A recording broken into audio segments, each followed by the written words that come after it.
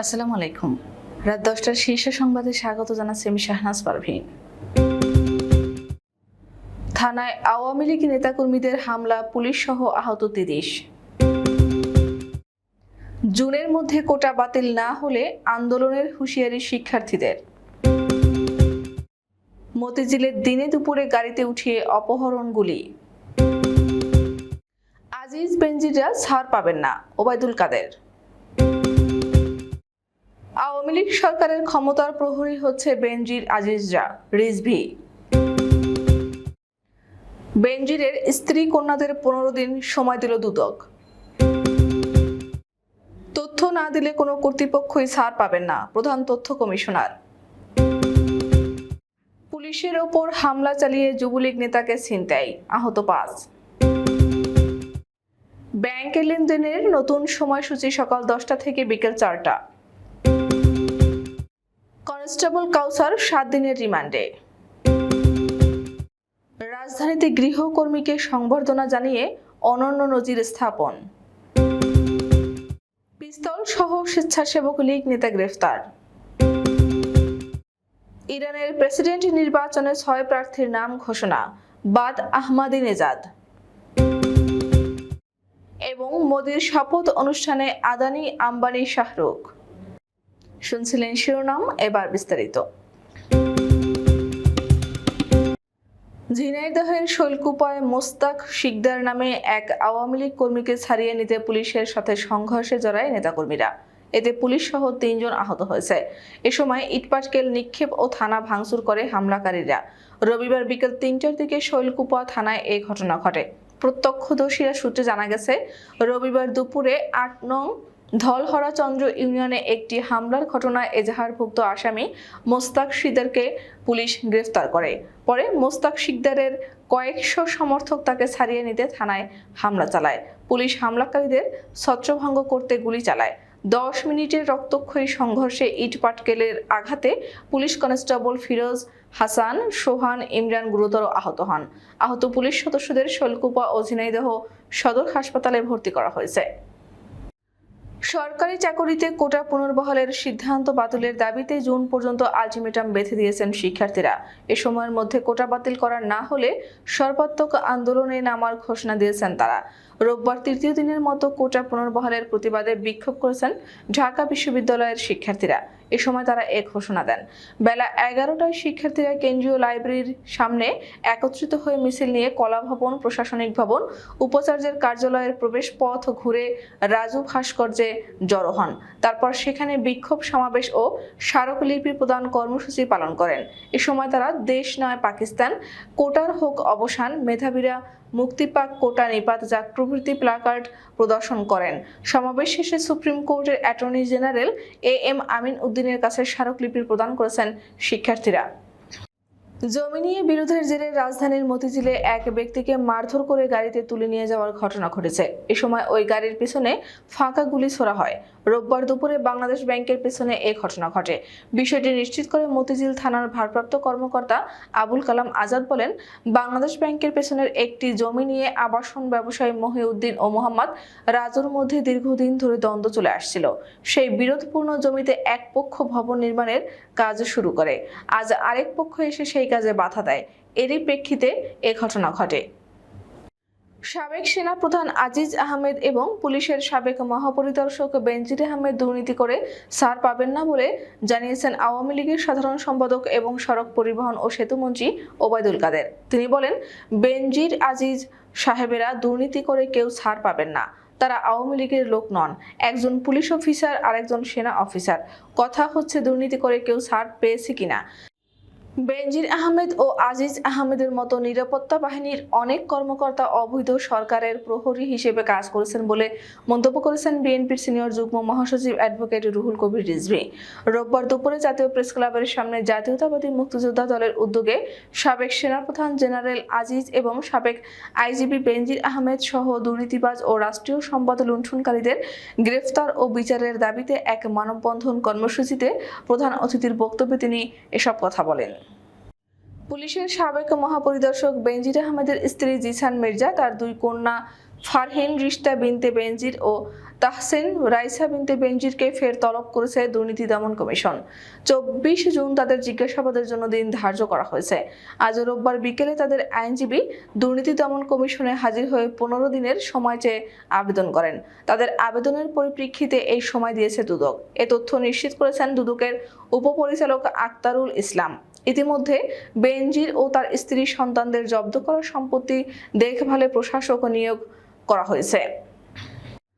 প্রধান তথ্য commissioner doctor Abdul মালেক বলেছেন, 2009 সালে তথ্য অধিকার আইন প্রণয়নের মাধ্যমে সরকার তথ্য প্রাপ্তিকে জনগণের অধিকার হিসেবে নিশ্চিত করেছে। জনগণের প্রত্যাশা পূরণে স্বপ্রণোদিত তথ্য প্রকাশ অত্যাবশ্যক। প্রকাশযোগ্য তথ্য সরকারি বেসরকারি সব ওয়েবসাইটে নিয়মিত হালনাগাদ করতে হবে। এক্ষেত্রে আইনগত বাধ্যবাধকতা রয়েছে, ফলে কোনো কর্তৃপক্ষই ছাড় পাবে না। আজ রোববার তথ্য কমিশন ভবনের সভাকক্ষে আয়োজিত প্রিন্ট ও ইলেকট্রনিক মিডিয়ার সিনিয়র সাংবাদিকদের জন্য দিনব্যাপী তথ্য অধিকার আইন 2009 শীর্ষক প্রশিক্ষণের স্বাগত বক্তব্যে তিনি এসব কথা বলেন। কর্মশালায় জাতীয় পর্যায়ে কর্মরত 60 জন সিনিয়র সাংবাদিক অংশগ্রহণ করেন। চট্টগ্রামের আনোয়ারায় পুলিশের উপর হামলা চালিয়ে আসামি ছিনিয়ে নিয়ে গেছে দুর্বৃত্তরা। এ সময় দুর্বৃত্তদের হামলায় কর্ণফুলী থানার ওসি সহ 5 পুলিশ সদস্য আহত হয়েছে। শনিবার রাত 11টার দিকে উপজেলার চাতুরী চৌমুহনী বাজারে ভোজেনবাড়ি রেস্টুরেন্টের সামনে এ ঘটনা ঘটে। জানা যায়, ছিনিয়ে নেওয়া আসামির নাম মোজাম্মেল হক। তিনি যুবলীগ নেতা এবং নবনির্বাচিত আনোয়ারা উপজেলা চেয়ারম্যানের অনুসারী। স্থানীয়রা জানান, সিভিল পোশাকে কয়েকজন পুলিশের সদস্য ভোজনবাড়ি রেস্টুরেন্টে অবস্থান নেয়। পরবর্তীতে মোজাম্মেলের উপস্থিতি নিশ্চিত করে তাকে আটক করে পুলিশ সদস্যরা। এ সময় পুলিশের ভ্যানে তোলার সময় মোজাম্মেলের অনুসারীরা এসে পুলিশের সাথে ধস্তাধস্তি করে মোজাম্মেলকে ছাড়িয়ে নিয়ে যায়। পরবর্তীতে পুলিশ ওই এলাকা ঘেরাও করতে চাইলেও মোজাম্মেলের অনুসারীদের জন্য ঘেরাও করতে পারেনি। সরকার ঘোষিত অফিস সময়সূচির সঙ্গে তাল মিলিয়ে এবার ব্যাংকে লেনদেনের নতুন সময়সূচি ঘোষণা করা হয়েছে। ঈদের পর থেকে নতুন সময়সূচি অনুযায়ী ব্যাংকের লেনদেন ও অফিস কার্যক্রম চলবে। রোববার বাংলাদেশ ব্যাংকের ডিপার্টমেন্ট অফ অফসাইট সুপারভিশন থেকে এ সংক্রান্ত একটি সার্কুলার জারি করা হয়েছে। কেন্দ্রীয় ব্যাংকের নির্দেশনায় বলা হয়েছে, সরকার ঘোষিত অফিসের সময়সূচির অনুবর্তনে পরবর্তী নির্দেশনা না দেওয়া পর্যন্ত 19 জুন থেকে নতুন সময়সূচি অনুযায়ী ব্যাংকে কার্যক্রম পরিচালিত হবে। ব্যাংক কোম্পানি আইন 1991 এর 45 ধারার ক্ষমতা বলে এই নির্দেশনা জারি করা হয়েছে।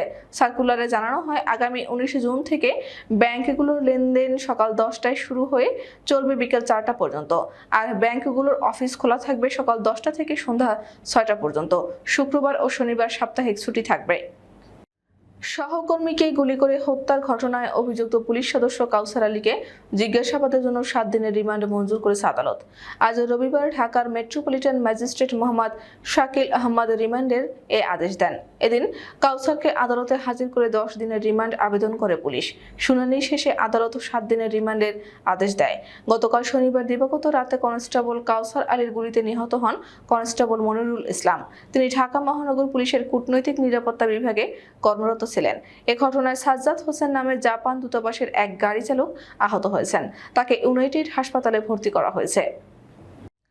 রাজধানীতে সংবর্ধনা অনুষ্ঠানের মাধ্যমে 36 বছরের গৃহকর্মীকে বিদায় জানিয়ে অনন্য নজির স্থাপন করেছেন এক দম্পতি। গত 12 মে মা দিবসের দিনে উপহার সামগ্রী, টাকা ও ফুল দিয়ে বিদায় সংবর্ধনা জানান সরকারি তিতুমীর কলেজের অধ্যাপক কামরুন নাহার ও তার স্বামী অবসরপ্রাপ্ত ব্যাংক কর্মকর্তা NM শরীয়ত উল্লাহ। এই দম্পতির সংসার দীর্ঘ 36 বছর আগলে রেখেছিলেন গৃহকর্মী আনোয়ারা বেগম। বিদায় অনুষ্ঠানের পর গাড়িতে করে রাজধানীর গ্রিন রোডের বাসা থেকে তাকে খাগড়াছড়ির রামগড়ের নিজ বাড়িতে দিয়ে আসা হয়। সেখানে তিনি ভাইয়ের ছেলেদের সঙ্গে বাকি জীবন কাটাবেন। ময়মনসিংহে বিদেশি পিস্তল ও ম্যাগজিন সহ জজ মিয়া নামে এক স্বেচ্ছাসেবক লীগ নেতাকে গ্রেফতার করেছে পুলিশ। রোববার দুপুরে জজ মিয়াকে অস্ত্র আইনে করা মামলায় ময়মনসিংহের চিফ জুডিশিয়াল ম্যাজিস্ট্রেট আদালতে পাঠানো হয়েছে। মোহাম্মদ জজ মিয়া ময়মনসিংহ নগরের 23 নম্বর ওয়ার্ডের সুতিয়াখালী গ্রামের গিয়াস উদ্দিনের ছেলে। তিনি মহানগর স্বেচ্ছাসেবক লীগের সদস্য। ময়মনসিংহ কোতোয়ালি মডেল থানার পরিদর্শক মোহাম্মদ আনোয়ার হোসেন গণমাধ্যমকে বিষয়টি নিশ্চিত করে বলেন, কোতোয়ালি মডেল থানা পুলিশের কাছে শনিবার রাতে খবর আসে বাংলাদেশ কৃষি বিশ্ববিদ্যালয়ের খামার রোডের পুরাতন নিরাপত্তা জোন 3-এর পুরাতন একটি ভবনে আগ্নেয়াস্ত্র নিয়ে অবস্থান করছে একটি সন্ত্রাসী দল। পুলিশের একটি দল সেখানে গেলে দৌড়ে পালানোর সময় জজ মিয়াকে আটক করা হয়। ইরানের 14তম প্রেসিডেন্ট নির্বাচনের প্রতিদ্বন্দ্বিতার জন্য চূড়ান্তভাবে 6 প্রার্থীর নাম ঘোষণা করা হয়েছে। এতে গত নির্বাচনের মতো এবারও প্রার্থী তালিকা থেকে বাদ দেওয়া হয়েছে সাবেক প্রেসিডেন্ট মাহমুদ আহমাদিনেজাদকে। রোববার ইরানের স্বরাষ্ট্র মন্ত্রণালয়ের পক্ষ থেকে আনুষ্ঠানিকভাবে এই 6 প্রার্থীর নাম ঘোষণা করা হয়। এবারের নির্বাচনে প্রার্থী হতে ইচ্ছুক 80 জন রাজনীতিবিদ ইরানের গার্ডিয়ান কাউন্সিল বা অভিভাবক পরিষদে নাম নিবন্ধন করেছিলেন। যাচাই বাছাই শেষে 6 জনের প্রার্থিতা চূড়ান্ত করে স্বরাষ্ট্র মন্ত্রণালয়ে পাঠানো হয়। এরপরই স্বরাষ্ট্র মন্ত্রণালয় আনুষ্ঠানিকভাবে প্রার্থীদের নাম ঘোষণা করে। টানা তৃতীয় মেয়াদে ভারতের প্রধানমন্ত্রী হিসেবে রোববার সন্ধ্যায় শপথ নিতে যাচ্ছেন নরেন্দ্র মোদী।